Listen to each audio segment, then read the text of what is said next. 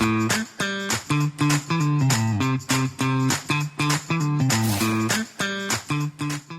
afternoon, ladies and gentlemen, and welcome back to the Inside the OC podcast. My name is Matt Cannizzaro, and thank you for joining us today for our very first live show here on Bold TV. Looking forward to the next hour, some great conversation. Want to bring in now my co-host all the way from Kentucky, Daniel Farish. How are you today, sir? I'm doing well, Matt. Thanks for having me on yet again, brother. All right. Well, again, looking forward to it. As always, we've had a chance to talk to some great champions, Hall of Famers, old-timers, young-timers, you name it, and all about the history and tradition at the Open Championships. Today will be no different. Today's special guest, they're all special to us, of course, coming to us now from Iowa, Manchester, Iowa. He's been all around, lives nearby in Louisville, Texas, but went home in these crazy times to spend time with the family. So from Iowa, it's AJ Chapman, former Team USA member and 2018 regular doubles champ. AJ, welcome. Hey, what's going on? Thanks for having me. We're great. We're very appreciative of your time here and looking forward to hearing more about your story that goes way back to your young days in the Family Bowling Center. Yeah. And of course, say hello to Mr. Farish. You guys have something in common, and we'll talk about that as always. The ties with Junior Team USA and the Tournament of the Americas, and a bond that you guys have that I can only hope to someday be the PR guy for. Which you have been for quite a long time. Yeah.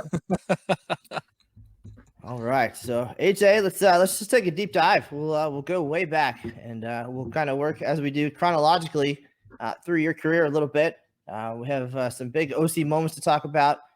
But we'll go all the way back to your younger days, your youth bowling days in the Family Bowling Center. You had a very quick progression through the ranks to Junior Team USA. You seemed very focused on where you wanted to go and how you wanted to get there. But tell us about those early days and how that shaped the young man that we met as a Junior Team USA member in 2012. My parents own a bowling center, so that was obviously a big deal. I had a huge part to play in it. So I was always in the bowling center, always doing what I could, to get better and work harder. And my dad, fortunately, was a really good coach. So he helped a ton and helped me get better. And we got to a point where he didn't know if he could help me anymore. So he took me to see, super advanced. I went to see gold and silver coaches. And I think that was, played a huge factor in helping me develop into the bowler that I was starting to become at that point. And Eric Littig is a guy from Davenport. He ran the GISBT. It was kind of our local youth tour that was in Iowa, and he did a really, really good job of running those tournaments. And they sold out fields. It was crazy. We had 120 boys at every stop for 3 or 4 years in a row. And I bowled my very first one when I was 13, and I was fortunate enough to bowl my first 300 against the wall on lane 1. And I think ever since that moment was kind of the moment that really, lit the fire that was going to push me to continue and pursue a career of bowling.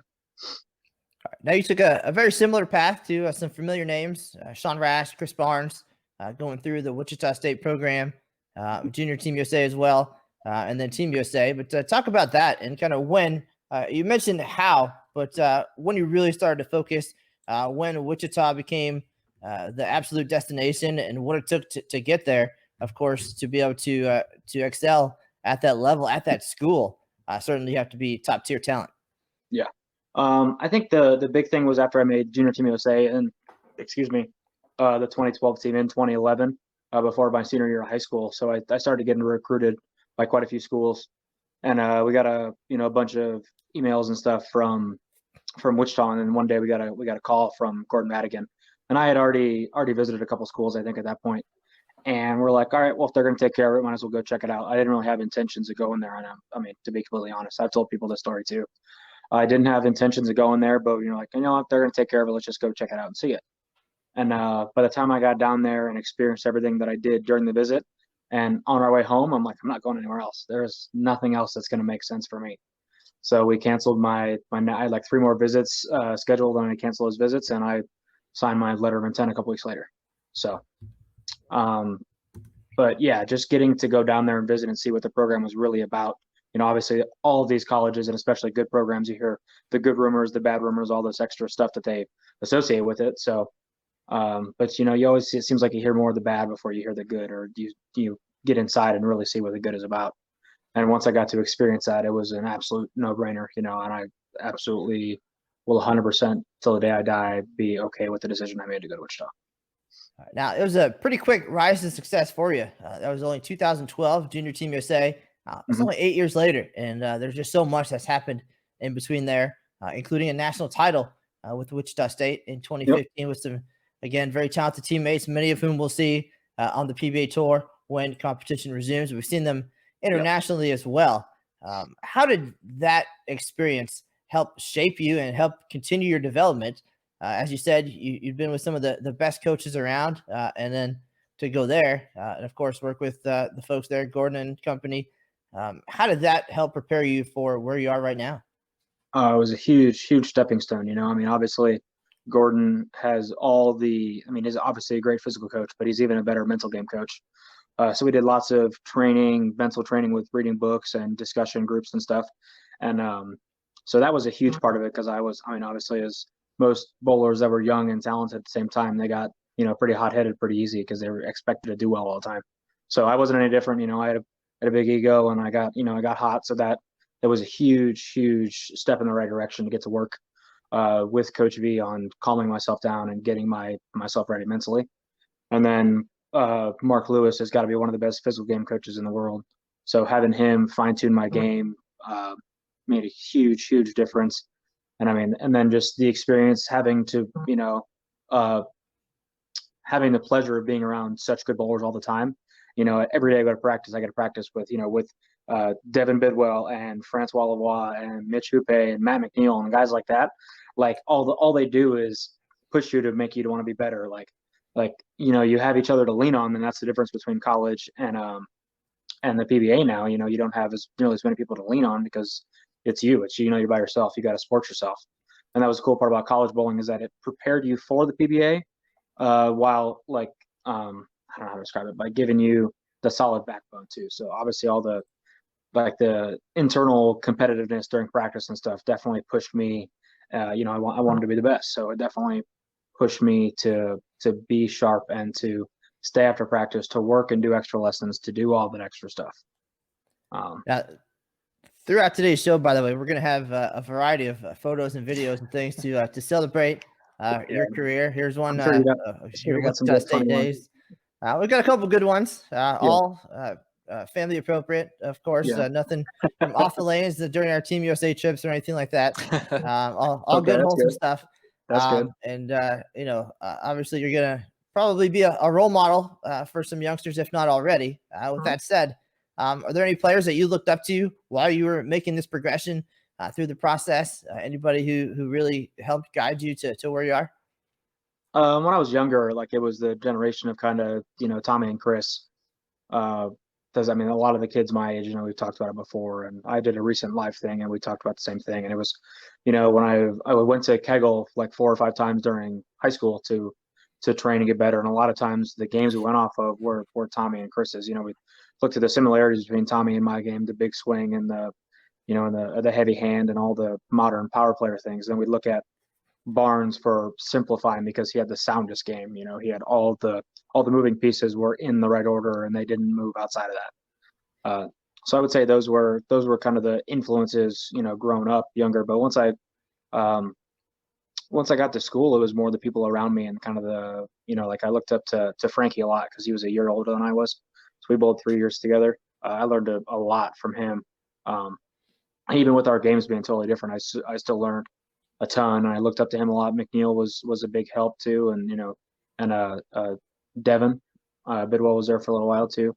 And, those guys I got to bowl with for 2 and 3 years. So I definitely looked up to them and learned a lot of stuff from them. And they definitely motivated me to get to where I am today and further forward.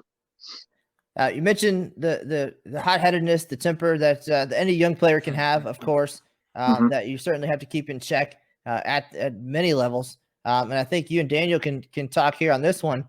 But the Junior Team USA program, as far as what that did to help help speed that process up and get you guys ready for college bowling and what came afterwards. And that's one side of the team that I don't get to see is kind of how you guys grow as players in that environment. Can you guys just discuss kind of behind the scenes and what it meant to have that opportunity that young? AJ, I'll let you go first. I was going to say, who wants to go first here? I don't know if it was the same for you, but the coolest part about like getting ready for that kind of area of the game by making the junior team was getting to work with Dr. Dean Hinnitz. So that was the first time that I got to work with him. I don't know if you got to work with him too. I don't know when he started, but that was definitely the biggest influence of how to modernly accept the way things are going to happen all the time. So that was, it was getting exposed to him at such a young age made a huge improvement on my game mentally. And then we work with him in college too at Wichita. So seeing him every year, even there, just made it that much better. So that was a huge factor. And I definitely have Junior Team USA to say thank you from that part of the game. Yeah, and as I've said before, when I made team my first year junior gold, I didn't know what team was. It had to be explained to me at the closing ceremonies exactly what I had done. And once I heard what it was, I mean, I was already kind of a hothead, a little cocky. That just shot me into the stratosphere. And of course, that was the summer going into my first year at Lindenwood, and Lindenwood had just won the national title on the men's side. So I'm this hotshot Junior Team USA member coming into the defending national champions, and I had a pretty big head on my shoulders. And we did get to work with Dr. Dean when we were at camp the following year when I was on team in 2006. And I learned a lot of things from him at the Team USA training facility in Colorado Springs, because we were still in Colorado Springs when I was on team. Oh, before the TRC. Yep. And I learned a lot from him. And a lot of lessons were learned on the 2 tournaments that I got to go to as a member that helped me grow up, not only as a bowler, in between my ears, but as a 19, almost 20-year-old taking a step into the adult world. I learned some things about how you act when you're representing not only your teammates but your country.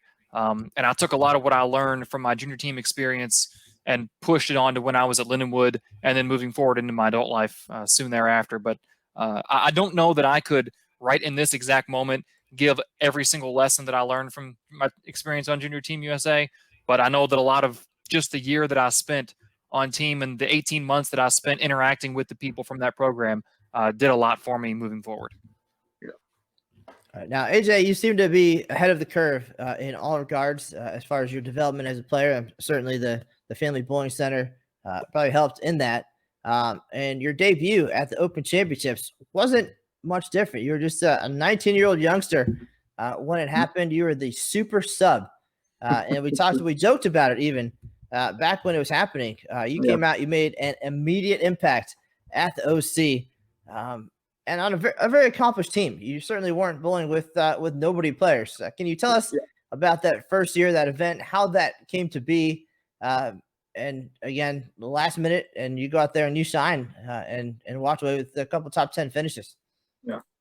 I mean, it started out as I was, I think I was a sophomore in college, and I was looking for a team because it was my first year that I had just gone adult, and nothing was really working out. I think some of the rules were coming into effect. I don't know what was working, but everybody had already had teams. And then PJ Haggerty got a hold of me and said, "Hey man, are you still looking for a team?" I said, "Yeah, I definitely am." And he goes, "Well, can you bowl in 2 weeks?" And I was like, "Well, that's a little quick. I mean, I can see why. What's going on? Why do you need somebody?" And it turned out that Ronnie Sparks couldn't bowl on their team this year. He had something else come up, so he was asking me to bowl for Ronnie. And I was like, "Well, I mean, I'm going to go out. This is a good team to go on. I know it's soon, but let's just make it work." So I think I bought a plane ticket that day. And I went out, and I knew PJ, and I had it was me, PJ, Clay Herbach, Sean Nauman, and David O'Sullivan. And I knew PJ really well, and I knew David okay. And then I kind of got to know, I didn't know Sean or Clay very well, but I got to know them both really well. So got to practice and hang out a little bit, and we had a really good event. I think we had 35-07 or 35-17. We were in second place in team. It was like the third highest score ever shot at that point in time. And then went on and bowled really well in doubles and singles. And I think I left in like second in all events too. So it was, and that's actually how I got my Storm contract too. It was when Flanagan used to work for Storm, and I got a call the next day in the airport saying, "Hey, I got a contract for you." So it was pretty cool. Okay, so confidence-wise, there probably wasn't a better year to start bowling the Open Championships than 2014. Of course, scores were super high that year, and we saw some great numbers. But you came out of the gate 763 in the team event, so you didn't waste any time. Again, we don't see a lot of super high scores individually, and to do that in your very first 3-game set at the Open Championships, you came in. I imagine that based on where you're from, you had some feelings about what the Open Championships meant, and bowling with the guys you did with the Team USA connection, the collegiate connection. They're all standouts. They've had success before. What were your thoughts going into your first event as far as the prestige, what it meant? And maybe we'll talk about how that's changed over the last decade here, but just talk about going in the first time and what your expectations were and what you really knew about the event. I think I was definitely nervous to start, but I think it definitely got kind of calmed down because the guys, relieved me of that stress or that pressure or whatever. So like, hey man, it's your first time. It's it's whatever. You're gonna bowl good. You're gonna do what you always do, and we're gonna be here for you. So it was pretty cool, especially being with a couple guys that I didn't know very well. But getting to know them and getting to share that experience, and getting through that first game, and we started swinging strikes pretty good, game 2, and it's like, we can make a run of this, and we did, and yeah, I mean, it was just cool. Obviously everybody in that team had, I think only Sean, I think was the only one that wasn't on at least Junior Team USA. So we all had that, but we all bowled in college. And if you think about it, you go back, I mean, it is a pretty star-studded team. So it was pretty cool just to get to experience to bowl with those guys, my first year. Now, how much did those 2 top 10 finishes and close calls motivate you to, again, want to come back, want to progress? Besides the success, obviously, what was it about the event that made you want to be there every year? God, I'm trying to think what would work. I mean, yeah, just like I love the event. Obviously, all these crazy good players come out, and there's so many good bowlers that have never won. To put your name on that list, that's what drove me big time. And like that was the year where it was my first year. I kind of made the mistake. I went and I bowled the Bowler's Journal. I think I bowled 760 or 780, and I bowled just one squad, and I was in second. I'm like, oh, okay, that'll be good. Maybe drop to fifth, whatever. And I dropped to like 11th, and I was like, why didn't I bowl again? So it was like a lesson I learned right away, but it just fired me up to want to go back out and do better at that event. And, obviously the main event is, the big thing too. So, and it's cool. Like I like the side tournaments that are associated with it because they're, they pay good money, and, winning one of those tournaments is prestigious too. So, as long as it stays prestigious, I'm gonna keep coming back and keep trying to win every year. Great. Now you bowled with those guys for a couple of years. You got to enjoy some success there, some ups and downs as always, as all players. And then we get to the 2017 event. So a little bit different there for you. A new group of guys, equally as talented and famous, but now you're going to the West Coast a little bit more. You get the Tang brothers, and just again star-studded. And that one turned out pretty good for the group. Yeah. You're already coming in motivated off your early success. But in 2017, you guys bowled the very end of the event and the second to last doubles and single squad. And you got to experience something pretty cool, I think, that might have helped you find success the next year on your own. Talk about 2017. Yeah, we had a pretty good group. We kind of made a super stacked college team. It was me and Mikey and Darren and Zach Atori and John Nakagawa. So it was a bunch of me and San Jose State guys. But yeah, we had a pretty good group, and we had Michael Coffey on the other side and a couple other guys. We had a sweet group. And during doubles, we bowled the second to last double squad, just like you said.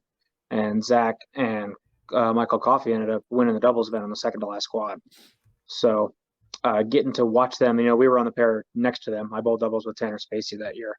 And we were on the pair next to them, and just watching them do the right thing to their pair. Unfortunately, we were with 4 other ladies, so our pair didn't break down as well as theirs did. But to watch them do the correct thing and see, I think 4 of them had 700 in singles. They bombed them. So they did a really, really good job of setting it up. So it just motivated me to make sure for the next year that I was going to be with the right group, or with the right group on the set or on the pair, and to make sure that they did a good job of breaking down the pair, and that we were going to be ready to put up a big set. It's interesting you talk about lane breakdown, and I think I've asked this of a lot of our guests, and it's interesting to hear the different answers, and they all seem to get to the same place with their answers, and that's that it's very important as a group, whether it's your singles and doubles pair or it's your 10 men on a team event, to break them down correctly. How important do you view that as finding success at the OC? Oh, it's huge. I mean, there's a reason there is, you can buy practice sessions to bowl with the 10 guys on a pair. I mean, like, that's just, if it wasn't an issue of setting up pairs and bowling together in team play, then those wouldn't exist. There'd be no point for them. So that alone should show how important it is. And the fact that they sell so many of those, it's huge. And it's not even, usually it's with different oils and it's a different like bay of lanes. Like when we bowl at South Point, like it's in the old center instead of the plaza. So the fact that it's still that important to go through that practice session, that just shows that team play and breaking down is crazy. And especially getting to go through the college experience, like you were talking about with Lindenwood earlier. I mean, how many times where we figured out a system to break down the pattern or to figure out the pattern, because they stopped naming a lot of them, just like the Open Championships have now too. So you got to figure out the best way to play them. Like you got to have a strategy, and then once you figure out the strategy, you got to do the best job possible to maintain the strategy. So you don't want things going sideways, because that's just going to create havoc. So, a lot of times you can put a group of players on a piece of paper and say that these 5, or maybe with a companion team, these 10 players are really going to bowl well. But if the chemistry is not there, it doesn't matter. Did it help having some Junior Team USA experience, or at least bowling against or with some of these guys in college, having that experience with them when you bowled the OC? Oh, for sure.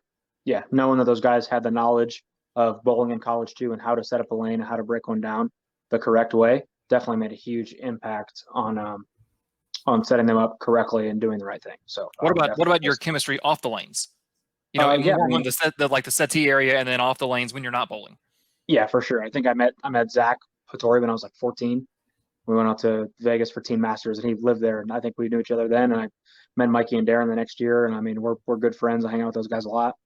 So I would say it's a huge key factor of bowling well comes from chemistry in team events like that. Okay, now after that event, life happens. Of course, college ends, and somehow you ended up in Minnesota, St. Paul area, and came back in 2018 after watching those guys take the lead and find out the very next day that they were the doubles champs. You kind of moved on with life and came back the next year with a new group of guys. Certainly guys who are familiar with the event, but not the I don't want to say caliber, but the experience of the guys that you had bowled with previously, just different. Some guys from Iowa. Talk about the transition from the end of the 2017 event to the next year or two after that. Yeah. I think the big thing was they started adding all the restrictions to PBA members, and I just got my card at that point too in 2017. So going forward to the next year, and the big thing was Mikey, Darren and I were the 2 members on our team, and then Mikey got his card, so we had to split up. So that kind of led to things changing, and I moved to Minnesota, and I kind of got asked, not super before, it was like a month or maybe a couple months. Excuse me. A couple months before the event, Rich reached out to me that Shannon Buchan, who's another previous Team USA guy and superstar that is from Iowa that bowled with their group, his dad wasn't doing too well, so he couldn't bowl this year. So he asked if I wanted to bowl. So, and I had known Stu Williams actually is in our group too, and I'm not even sure how he even kind of started with that group, because that kind of makes no sense, but it makes sense now. But it was definitely kind of out there it's like, oh, here's just a group of guys from Iowa bowling with this guy from England to Arizona. Yeah, but yeah, so that definitely helped. I've got to be pretty good friends with Stu, so that definitely helped kind of push me into that group. And when I found out I was bowling doubles with Rich, I'm like, okay, well, this makes sense. Doubles is usually a little straighter. Rich has always been a really, really good player, but his focus has never been on bowling. It's always been on the pro shop or his kids. He's got a superstar athlete son that's over in Europe. So it was, it wasn't as important, but I knew he was a great player. So I knew there was definitely a chance that we could do well because he was going to play a little straighter. Doubles is kind of the straighter event. So I'm like, yeah, let's go ahead and do this. And it was still a solid team too. So I was like, well, you see these teams that are not, like not superstar loaded, but guys that have team chemistry that make almost more of an impact every year than the superstar teams do. So. Okay, now your time in Minnesota, of course, there's some great players there, a lot of tradition. That's where Matt McNeil comes from, Carl Freitag, Scott Pohl. So you had to have learned, you were there to work in the pro shop industry, and you had to have learned and seen some Eagles around and learned a little bit more just about what it meant to the neighborhood. I guess the Open Championships and success, plus your experience, plus what you'd experienced the year before. But for Rich Amy and his group, his dad Fran, more than 50 years at the Open Championships, so tons of dedication there. Rich had been almost 3 decades in, and bowled well, but never had the type of success that you guys experienced in 2018. You brought something different to that doubles team, and perhaps you were able to help each other out in that regard. But talk about that doubles run. Scores were moderate. 1450s was the number. You knew what you had to get to, and you guys came out with a super hot start. Rich had his highest game of his Open Championships career, had the front 11 game 1. So a lot happening right there. You had 257. So immediately you have to be thinking, could this be it? What's going on? Keep each other calm. For him especially, having not been in that position before. Take us through really what you're thinking at that point as game 1 is coming to an end, and then realizing you still have 5 more games left. Yeah. It was after that, the huge start, and we're like, you're kind of in shock, that it just happened, and you're like, oh yeah, like, and the realization, it's like, oh, we can win. I mean, we're more than halfway there after 1 game. Like, this can definitely happen. But then at the same time, it's trying to control those emotions too, because how many people have those big games and fall off and don't get there? I mean, it happens all the time. So I think it was important for us to continue playing the lanes correctly, and that was a big part too, is because we had a couple of not quite as experienced players on our pair too, but they were like extremely willing to listen, and I kind of took charge at that point because I had the most experience in those environments, and they all did a really, really good job listening to how we needed to break the pair down, and they all did an awesome job, and that's why a bunch of us bowled really well on that pair. So it was pretty cool. Yeah. Now, Daniel's a numbers guy. Are you a numbers guy? Were you looking at the scoreboard? Did you know what the numbers were coming in, what you guys needed? At what point do you start thinking or doing the math in your head that this is possible? Oh yeah, I knew it. I knew after the 8th frame of game 3, we both had a strike up in the 9th, and I knew that one of us needed the first one, the other one needed a double. Like, no matter what, I knew it needed to happen. Rich went first, and Rich got the first one before anything else happened, so it was possible. Like, no matter what, if I doubled, we could get there. And then he almost took the pressure off me, actually. He fast-8'd the second one of the 10th. That definitely could have struck. But then after that, I knew that I needed a double, and unfortunately, it happened. So, but yeah, I'm kind of a numbers guy too, so I definitely know what's going on. And Rich had no idea. Rich had no clue. Oh, we got the final couple shots here. Yeah, Daniel's got a video clip for you, and cool. You guys will talk us through it right quick. Cool. I think that's Rich. Rich just made his spare, so this should be my first one in the 10th.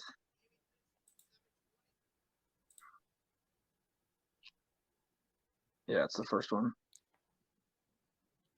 At 9 pin stood for a second. Little messenger 9. Yeah, that's kind of my hit. With the old sweep 9. Yeah, Rich had no idea. I'm trying to think, it was Andy Bulow that was back there and put his arm around Rich, and before I threw the second one.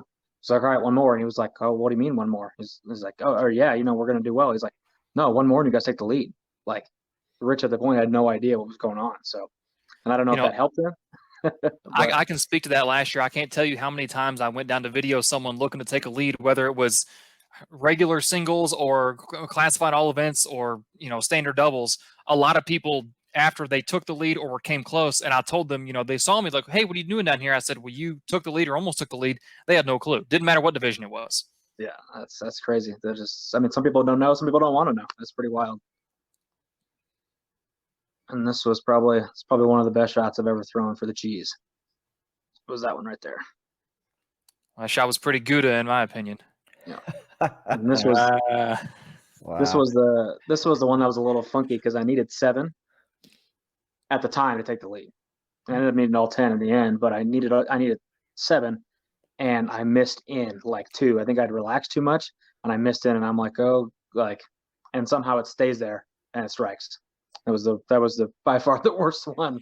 I said to Matt, event. when I was cutting this up earlier, I watched your first 2 shots, and they were pretty similar. And that third one, dead off your hand, I went, "Oh, that's got to push." Oh, and yeah, even exactly. someone in the settee area yelled "hold," and it did. Yeah. So you guys broke that paradigm pretty well. Yeah, we did a pretty good job. I think so. I think we did we ended up only winning by 1, so that getting all 10 on that shot was actually huge. Yeah, it was. So the number coming in was 1453 to that moment, and it's equally hectic for us. I mean, we're crunching numbers probably after game 2, grabbing equipment, running around, getting to the bleachers, doing the whole thing. You guys got there, huge moment. You knew it. Rich knew it at that point, but you weren't done. You kept going, and down to the last 2 frames, you actually had a shot at all events as well. How do you come down from that moment and stay calm and stay focused and put up another great set? Yeah, I mean, it was pretty wild because I think I was so high on just taking the lead that by the time I looked up after singles had started, I had the front 6. And at that point I didn't have any idea. Looks like we're frozen. Oh, good on my end. You're good? Yeah, we're good. I said I just froze.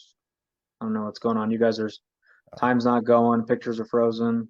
Oh, the excitement of live TV. Yeah, I guess so.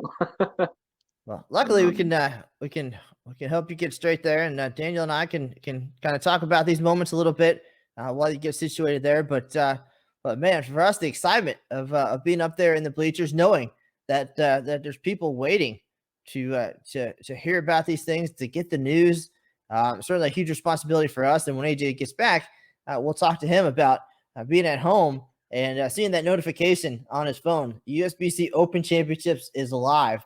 That's got to be a heart-dropping moment, especially if maybe it's a doubles single squad that's going on right now.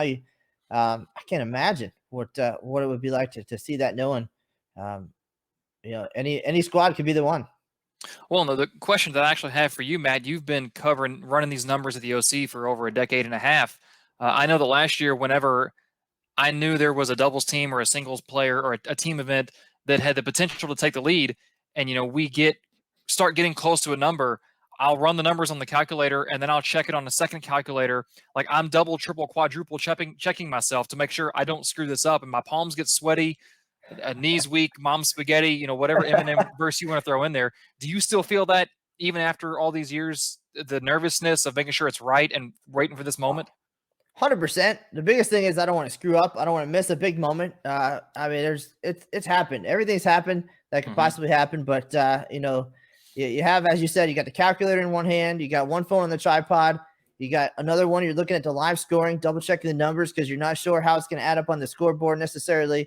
Right. So we each have our own way of doing the things. And you're trying to carry everything to the lanes and get it up there and get it set up because, depending who's in the lead at that point, if it's Adam Barter, for example, you got 23 text messages coming in saying, when are you going to go live? When are you going to go live? Like, okay, I got this. A couple times I went live on the wrong page or, just little things that just happens. But, I think for Cody Holbeck taking the singles lead in Syracuse, we had a headphone issue, or I dropped the camera on the ground or under the bleachers or something crazy. You just never know.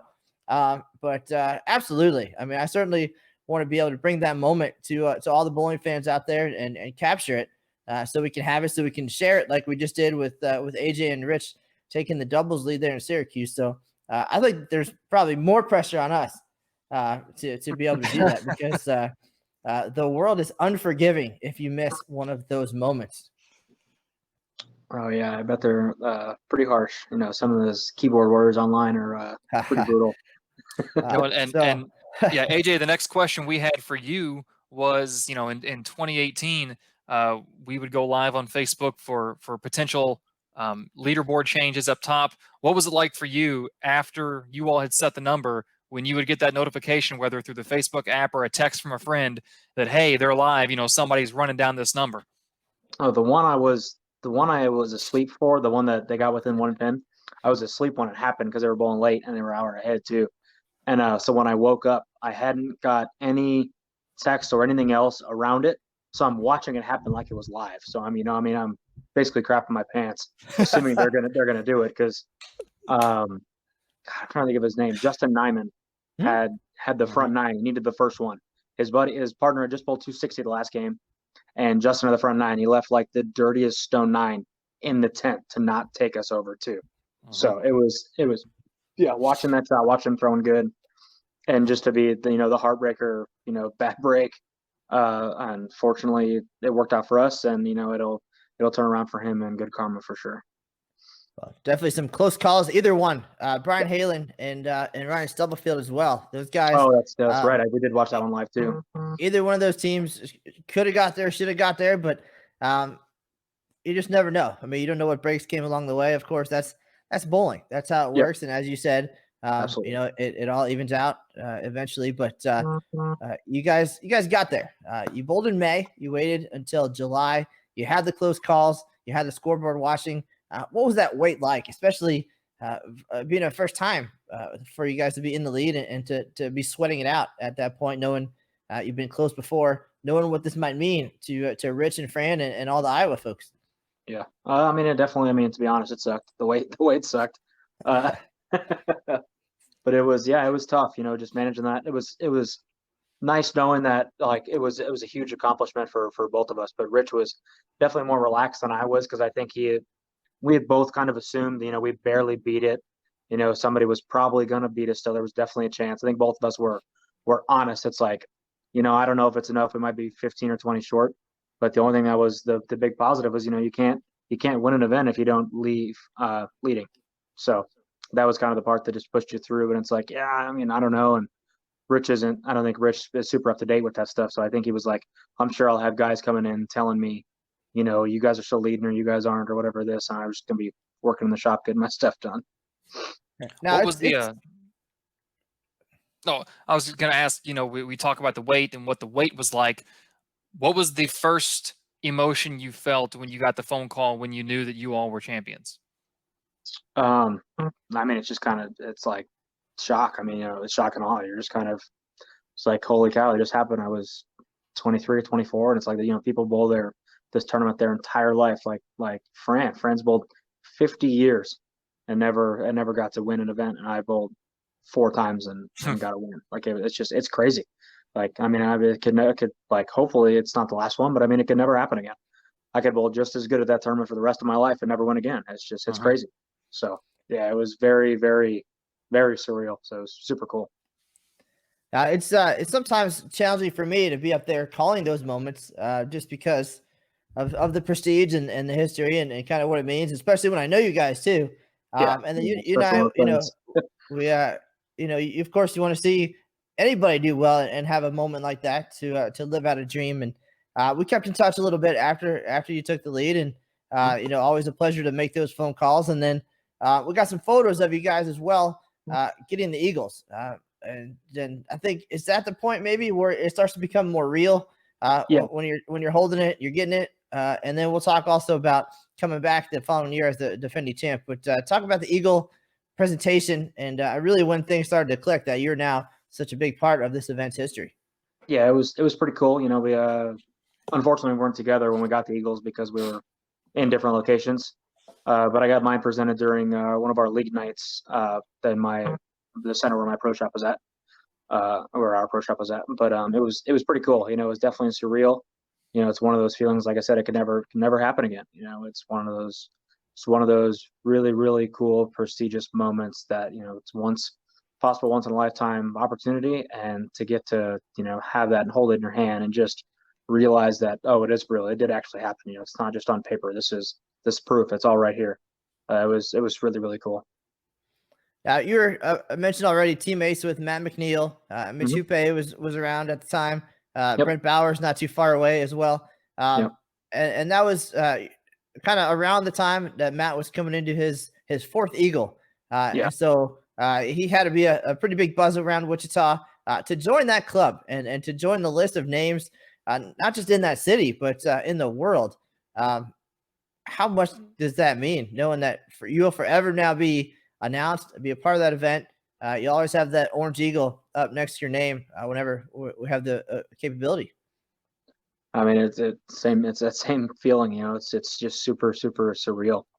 I don't think it's never going to get old hearing it, bowling every year when they, getting announced as a champion. So it's super cool. I don't think there's anything quite like going to an event that's that size and hearing that, hearing your name, that you're a champion. So definitely, definitely cool. Came in to 2019. You got the experience. Certainly, you saw the banner, you saw the designation on the scoreboard. Introduced as a champion for the first time. You guys got marched out. I had a watch presentation on the lanes. Luckily, it was before the team event. That gave you some time to calm down. But can you sum up the experience of walking into the South Point Bowling Plaza and looking around and seeing all of the things that kind of were now part of your history as a champion at the event, and all these little pieces as you progress through that first couple of days in Las Vegas? Yeah, it was cool. Getting to, they got the huge banners and stuff with, with your pictures, and that's like, oh, they're gonna stay hung up there for 3 or 4 months, whatever it is, and it's, just getting to, be a part of that group. Like when we go back to, wherever, if they got these posters and they got these names, and they're just like, your name is now on this incredibly talented list, and it's never going to go away. So, getting to get presented, get the watches and everything. Yeah, it's just the whole thing was incredible. It was really cool. Now, as far as preparation and talk going into that event, what were you guys able to do, or what were the expectations? I mean, doubles didn't go particularly well in the title defense. You guys had a tough day out there. Was it the emotions? Was it the conditions? Was it what went into those 3 games for you guys? Definitely felt like conditions were not as conducive to our strategy as they were the previous year. The lanes changed much, much faster, and I feel like it actually forced us into trouble where they felt like they broke down really quick, and it forced everybody in the pair too far left, too fast, and they just got weird. I mean, it was hard to describe. But I mean, I don't know if there's anything else. I mean, we both definitely struggled. I think Rich had like 130 at the middle game or something where they just got ugly. I mean, and it's definitely going to happen too. So where I don't know if, it's one of those where you kind of got lucky in matchup thing for the first year, or I mean, I don't know, but it's just, I mean, it worked out in our favor at that point. And this year, like, you're just like, it stinks to go from so high to so low, but it's the same thing as it's going to happen no matter what. Like nothing, like just because we had that low, they don't get to take away that high. They don't get to take away the win. Nothing's ever going to happen just because we had a tough next year. We'll try to bowl this year again when we can, and hopefully we do better than last year. So right now, sorry about that. That's a really good way to look at it, is that low, it's kind of the inverse of, we could bowl that well again the rest of your life and never win another eagle. But, the inverse of that is, or I could bowl as bad for the rest of my OC career as maybe you think you did last year, but it's never going to take away that accomplishment that you and Rich have. Yep. Definitely. Now, as far as the eagle itself, of course, the actual eagle on the mantle has to mean a lot. Walking by, I've seen it every day. As much as maybe not as much as knowing that you are a champion at the Open Championships. Now, Rich had an unfortunate circumstance at his bowling center. There was a fire, and the eagle was lost. And of course, knowing how much that meant to him and to the community, they worked very hard to be able to replace that for him, and have that keepsake for him, so he can have that forever. But talk about that and kind of what you heard, what you knew about what happened in the process, and how special it was knowing that he was able to reclaim that little piece of such an important accomplishment. Yeah, it was pretty scary when we first heard the news that it was that it wasn't an accident. It was an actual arson fire. A burglar came in and set the place on fire. And then it was even harder to know that Rich and his wife were actually overseas in Europe visiting their son, and they had to cut their visit short with him to come back and take care of the deal. So that was just like, it's already a crazy hard enough situation. And then you only get to see your son so often. and then, they're over there and have to cut that time with him short. So that was definitely one of those situations that was really hard to, imagine what they were going through, and then to come back and find out that it was so bad that they literally have to rebuild everything. Sorry, one sec. But yeah, it was extremely hard to imagine, because I bowled there a ton growing up. The center's only 40 minutes from Manchester and Waterloo, so we were there all the time bowling youth tournaments. I mean, I bowled high school there too. It was crazy. I've been bowling there forever. So to know that, a place that I've had a lot of experience in and good memories and all that, to have someone come in and tear that down is crazy. And I can't even imagine what it was like going through it for them, being their business, their family, all that extra association. But to know that USBC did an awesome job and recovered that eagle, I think that is crazy special. I think they redid the banner as well too. Because wasn't the banner in the center? Yeah. So I think that's really, really cool that they're going to go ahead and take care of that, or already taking care of that, so they can re-put that up once the building is redone. And they are going to rebuild the whole thing. So I'm glad to hear that for Rich and for his family and for the community. Certainly to lose a bowling center in a large city is a shame, but to lose it in a smaller community where a lot of people kind of count on that as a source of entertainment, or for yourself, a passion, a love, a lifeblood of what you do. I'm glad to hear they're rebuilding. So speaking of rebuilding or moving forward, it's always fun to have one banner and one eagle. What are your plans in 2020 in Reno this year to attempt to get another eagle and another banner? I mean, I don't know. I don't know if we're even going to get to bowl still. I don't know what's going to happen. I know everything's postponed, but this whole thing could pay out even longer. But we'll never know. Obviously, I would like to bowl. So I think we're going to do something similar to last year. I think teams are looking like they're going to be similar. I'm trying to go back with the same group again. Rich and I are going to bowl doubles again. I think that makes the most sense at this point, that we just need to go for it. Still got a pretty good team, with Jake Bedard and Troy Fuller and Shannon was on our team too. And, bowling companion-wise with Stu and Rich and Dave Bartlett. I mean, we got a pretty good group. So I think it's still probably the same plan as last year. And, hopefully the conditions match up just a little better during doubles and singles for us. Team event was okay. Obviously we could always do better. So I think it's just important to be sharp, make sure that all the guys are sharp, and we're all on the same page. So.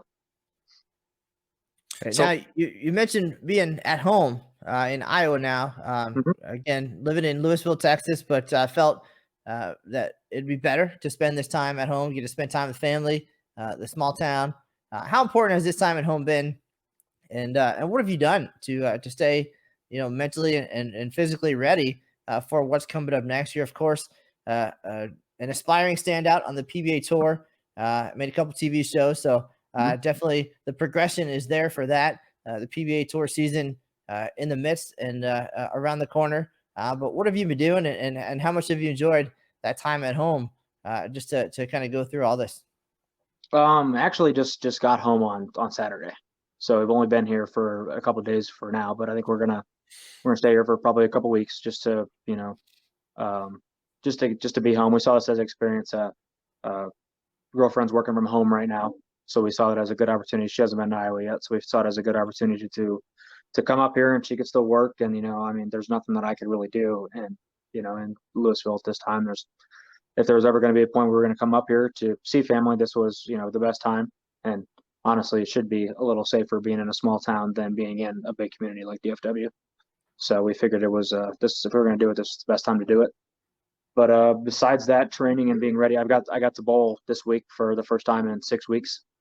My dad, we sold the center a couple of years ago, and but we really good relationship with the new owners and stuff, so we get to go out there, and if anything, he needs some maintenance done. So I've been bowling and kind of going through the machines and stuff and making sure everything's running okay, because we're not open to the public, so we have to make sure machines will be ready for the time they open back up. So I've been just kind of going through and taking notes and stuff for Greg, the new owner.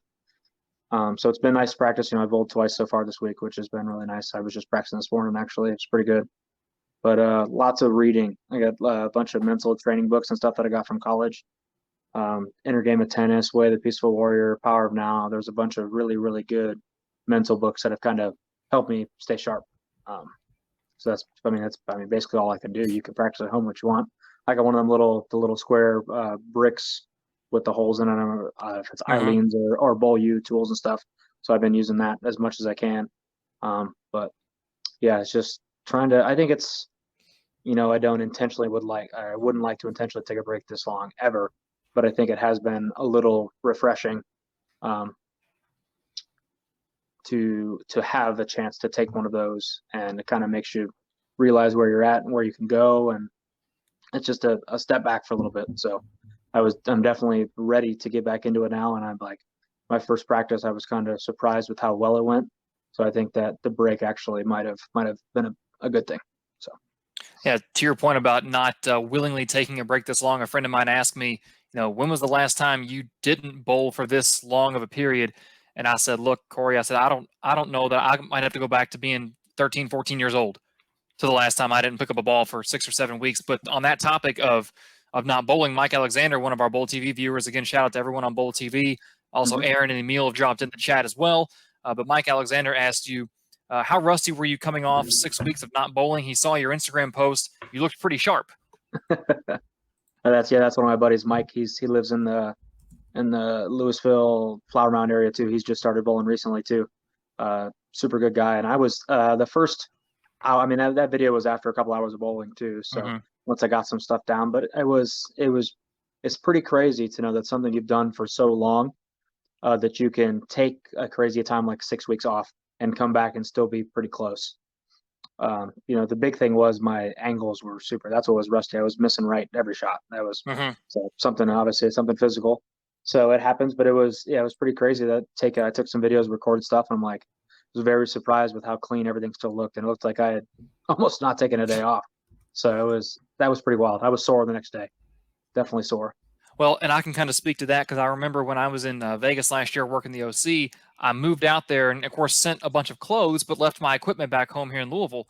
And I didn't have my equipment sent out until probably 3 or 4 weeks later, about 3 weeks later. So the day they came in, I rushed out of the PR office and ran down to the South Point Bowling Center, or went to BBE, picked up my stuff, and then went to South Point. And I threw, 6 or 7 games. And the next day, I didn't realize how my body would react having not bowled in 3 weeks. I was pretty stiff. My shoulder and my knee were pretty stiff the next day. So I know how you're feeling on that one. Oh, yeah, definitely. You don't realize how many muscles you use bowling until you don't get to do it for the first time. Yeah, exactly. Yeah, enough.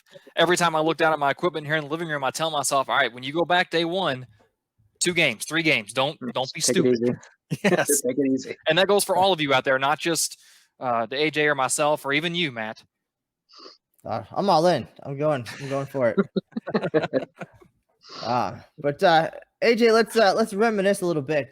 We've kind of got to watch you grow up a little bit, at least at my time at USBC, from the junior team USA days to our international travel in Colombia, Cali, 2016, the PABCON Adult Championships, kind of an adult coming out party for you. You guys excelled down there. You were the young guy on the team. You knew your role. You had the opportunity to learn from some top talent, both on the team and on the coaching staff that week. I think that event that week was huge for you, confidence-wise, and just a chance to see what was out there in the world. And I'm sure you've had many more international opportunities individually since then. But let's go back to that week in Colombia, first getting to go overseas to represent Team USA. And then some of the ups and downs and the things that you experienced at that event in that bowling center, and just with the whole experience, how that helped you grow as a player. Okay. Well, first off, I want to say that was a nice little throwback photo to 2011. So I made Junior Team USA Junior Gold in Vegas. So that's a pretty good one. That's funny. I haven't seen that one in a while. But yeah, that 2016 team was my first time getting to travel internationally for the men's team. I bowled the Tournament of the Americas the year before. And so it was the first time getting to kind of get out there and, bowl one of the bigger tournaments for the team. PABCON was our biggest tournament that year. So it was pretty cool to get selected and get the chance to go, getting to go with guys like, Zerbinski and Ronnie and Marshall and Sean and Gottschall, and Barnes was coaching that weekend. It was crazy. Right. It was cool. So yeah, the experience, and you got to come down and hang out. That was fun. Brian O'Keefe was coaching that week too. Yes. I mean, it's the super, super talented and amazing coach group. So to get down there and to bowl well too, that was a cool part too. You know, singles the first day, everybody bowled well, and then John and I bowled doubles in the morning squad, and it was another one of those things where we bowled really well. Probably didn't score even as well as we thought we should have, and ended up being in the leaders after the first squad. And after all 3 squads were done, we ended up still in the lead. We went, winning doubles, and that was super, super cool. And it was first real big big time international gold medal for the country. And it's just, or for me, representing the country, is you realize it's so much more than yourself. When you're bowling with USA in your back, it's pretty cool. It's pretty wild. Here we go. Another video highlight from that day. We'll talk about this as it goes through. I think I remember this one. Yep. Oh, Haywire. That's one of my favorite balls. Yeah, this is a nice little highlight video Matt put together for the social post after you guys took the lead. Yeah, I think, I remember this. He did it on his phone too. That's what we thought was crazy. Because even, that's only 4 years ago, and it's crazy how good quality and talent and stuff you could, or not talent, just of, what I'm trying to think of, technology that you can, put into some of this stuff. It's pretty wild. How deep were you on this shot? That's going to about 31 at the arrows, it looked like. So about 20 feet aloft out there. Yeah, hey, you never know what you're going to get internationally. I mean, that was an open air bowling center. Yeah, it was wild. It was a gate. Very nice center. But it was essentially open air. So you're just walking down an outdoor hallway, fresh air coming in through the bowling center. It was kind of a stadium venue. The lanes were down, and then the bleachers. So there was a phenomenal view. It certainly helped me do what I needed to do. And that was the first event that we actually covered entirely on social media without live streaming or Bowl TV or anything. So it was certainly a lot of experimenting as far as what we were capable of. And you guys made it easy. You bowled great. You bowled with some great guys. We had a lot of fun off the lanes. Certainly part of the Team USA experience is enjoying the host cities that we go to and all of the off the lane things, because those squads are pretty quick. You bowl 6 games and then you're done. And then for the Pan Am bowling, it's 6 games, total pins wins. So you guys bowled early, and then you were spread out, of course, over the 3 squads, 2 players on each, usually. So you got to wait it out and hang out a little bit. And there's a lot of time off the lanes to enjoy. I can't say that I'd ever been to Columbia or Cali at that point, but let us in on kind of the off the lane stuff. And again, that's a fun group of guys. Certainly, there's a lot of laughing and certainly spending time at the hotel and all the different things. There's way more to it than just bowling and gold medals. Oh yeah, for sure. I can remember. So there was 3 squads every day, or 2 squads during trios, I think. And if you bowled on the second one, you had to be on the bus before that, because there was no guarantee you get there quite in time, because the traffic was pretty bad every day. So for the most part, you're in the bowling center all day, every day. Like even if you weren't bowling your 2 squads, you have to be there for at least one more squad. So I remember I think we probably did it 5 or 6 nights where we got home at 9 after the last squad, 9 or 10, and ordered Domino's. And I don't know what it was, but the Domino's in Columbia was the best Domino's pizza I've ever had. I remember we got it. Yeah, we got it the one time, and Brian O'Keefe had brought a Fire Stick or something. We were watching the Buffalo Bills play at like 11 o'clock at night in Columbia. Watching a game. It was like a Europe game or something where they playing in London, and they were playing, and we were eating Domino's in Columbia watching American football in Europe, and it was pretty wild. Wow. Farish, that's how it is when you go on some of these trips. There's a lot of Domino's and Subway. Bowling Center had a makeshift snack bar as well for the bowlers during the day. But again, that's where a lot of the best stories come from as well. But I think AJ's performance at that event, doubles gold, team gold, phenomenal. And I can't imagine. Can you describe for us the feeling of getting on top of that podium at that level? And we're surrounded by some of the best bowlers in the world at that point. Of course, PABCON is our region. So North, Central, South America, the best of the best, though, out there. Some familiar names, but I can't imagine. And I get to watch it and take photos of it. But can you describe standing up there hearing the national anthem? Oh, it's there's not it's one of those feelings too of getting to go to the Open Championships and hear your name getting announced as a champion forever. Like, you will, no matter what, you got up on that podium they play the national anthem, you guys won, and they can never ever take that away from you. So it's just super cool because it means so much more to win it than just win it for you. Like even if you win the singles event, I mean, or the all events or the Masters, whatever, it's just your bowling, but it's for more than you, and so it's so cool. And then I think it's even cooler to do it with a group of people. So, to win doubles and to win team. And I think we finished second in trios too. I bowled with Ronnie and Marshall. And there isn't a cooler feeling winning with a group of guys for something that's so much bigger than any of us. Now, Chris Barnes actually just joined the chat, and we all know that on that trip, Brian O'Keefe certainly was the brains of the operation, but nobody can average a bowling ball like Chris Barnes.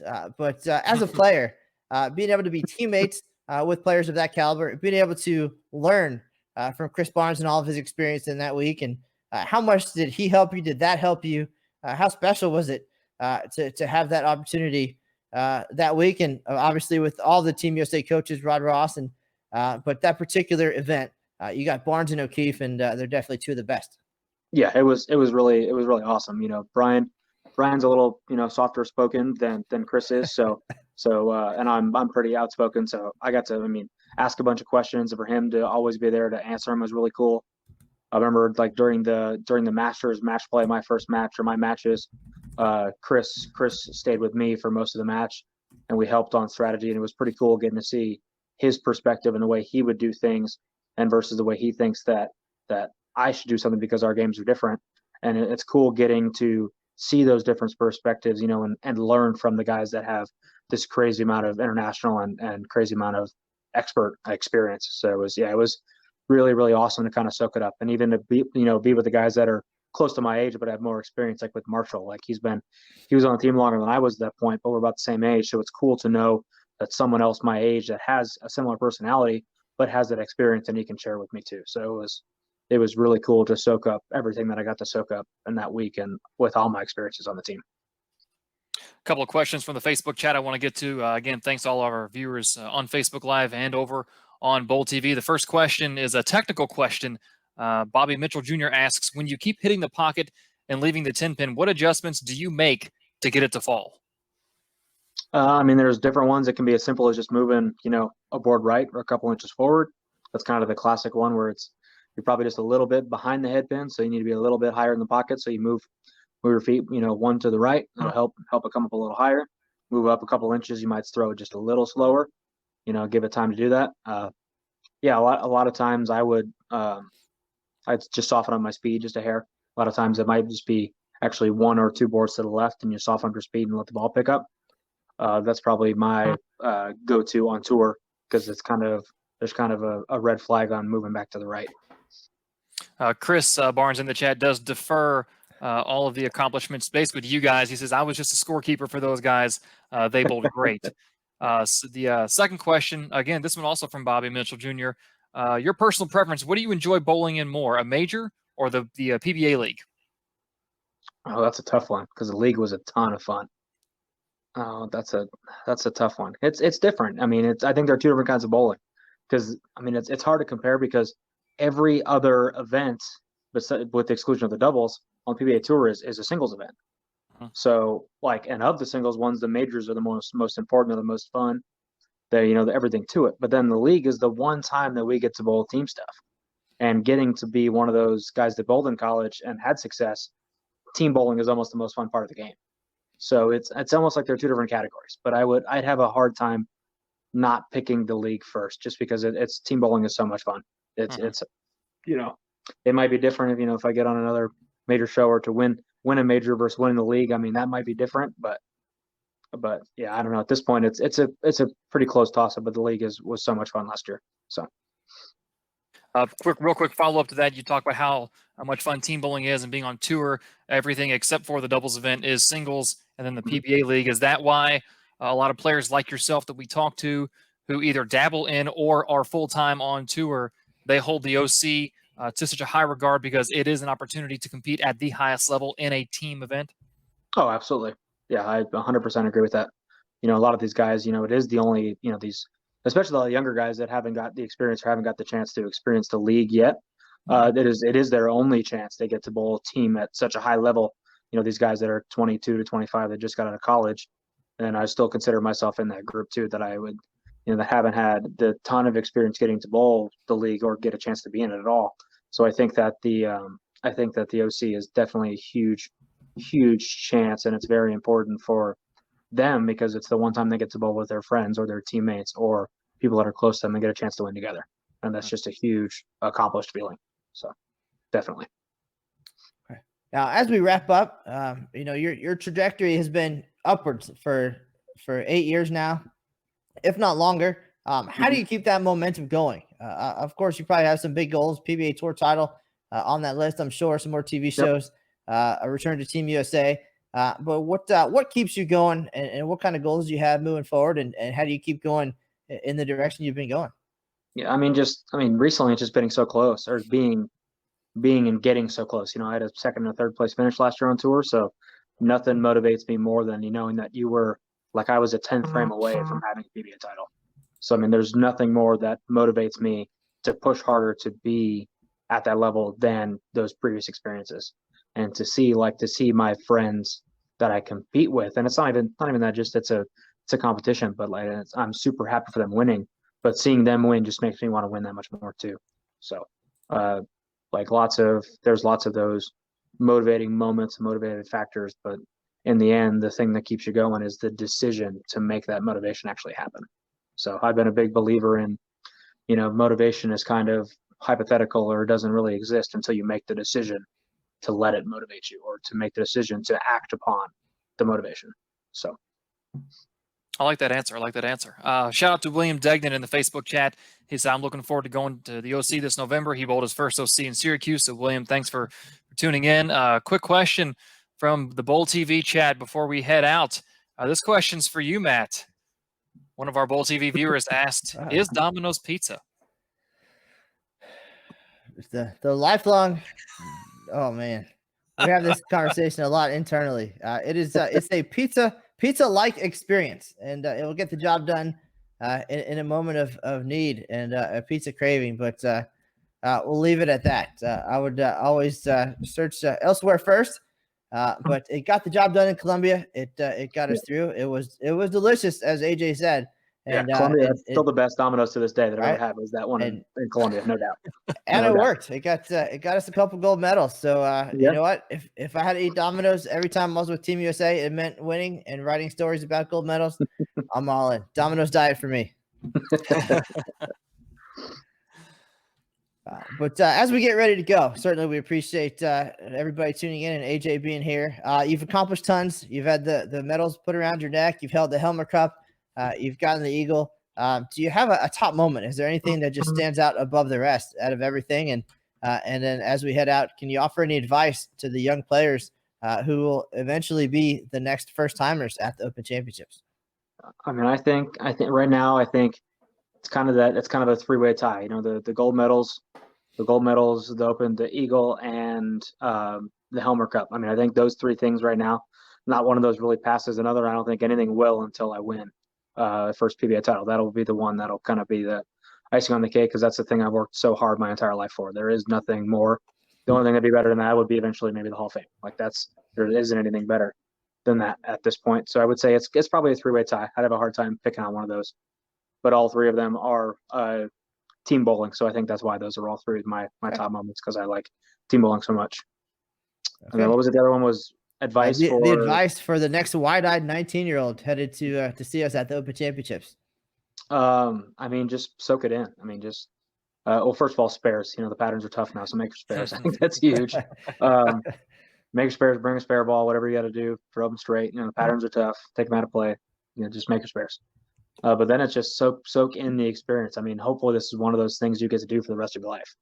So I think just soak it up. People have had success at a young age, and I think that if you stay more open-minded, I think that the results come quicker.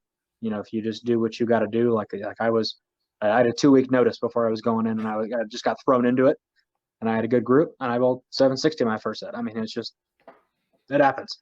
So it's definitely soak in and enjoy the experience, because it's going to go quick. It's just like anything else. It's like bowling on TV. It's like bowling on a title match. It's any of these things, it's over before you can realize it's happening. So just soak it in, enjoy the moment, and be there for it. Okay, Daniel Farish, any final thoughts or questions for AJ Chapman?